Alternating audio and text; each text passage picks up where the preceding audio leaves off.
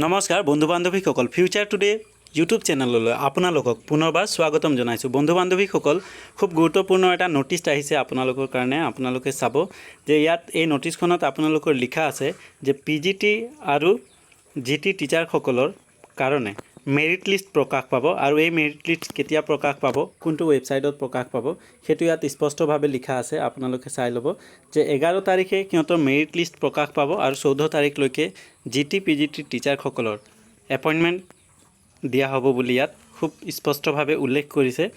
আপোনালোকে হয়তো ভিডিঅ'খন পজ কৰি অলপ পঢ়িব। বহুত দীঘল এটা নটিছ হয়, ইমান দীঘল যদি মই পঢ়ি আপোনালোকক বুজাই যাব বিচাৰোঁ তো বহুত সময় ল'ব আৰু দীঘল ভিডিঅ' হৈ যাব আৰু আপোনালোকে চাই অলপ আমনি পাব।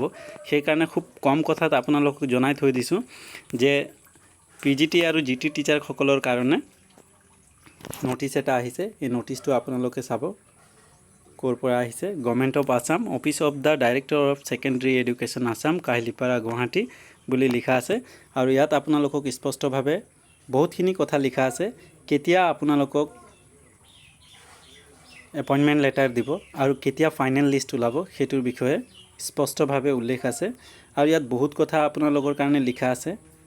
ছায়েন্স টিচাৰ হওক, হিন্দী সংস্কৃত টিচাৰ হওক, আৰ্টছ টিচাৰ হওক, প্ৰত্যেকৰ বিষয়ে লিখা আছে ইয়াত।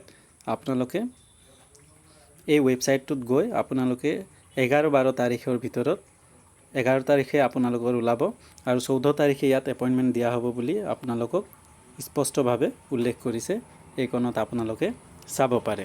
তাৰপিছত আপোনালোকৰ কাৰণে কিছুমান আণ্ডাৰটেকেন দিয়া হ'ব, কিছুমান ফৰ্ম আপোনালোকে NOC কিছুমান দিবলগীয়া হ'ব। সেই বিষয়ে আপোনালোকে খুব ভালকৈ পঢ়ি ল'ব। আৰু এই PDF খনৰ তলত আপোনালোকক এনেকজাৰ এনেকুৱা কেইবাটাও ফৰ্ম দিয়া আছে, খুব ভালকৈ আপোনালোকে চাই ল'ব বুলি আশা কৰিলোঁ। আৰু এনেকুৱা পৰৱৰ্তী আপডেট পাই থাকিবৰ কাৰণে বিভিন্ন চাকৰিৰ কাৰণে ফিউচাৰ টুডে ইউটিউব চেনেলখন ছাবস্ক্ৰাইব কৰি থ'বলৈ অনুৰোধ জনালোঁ।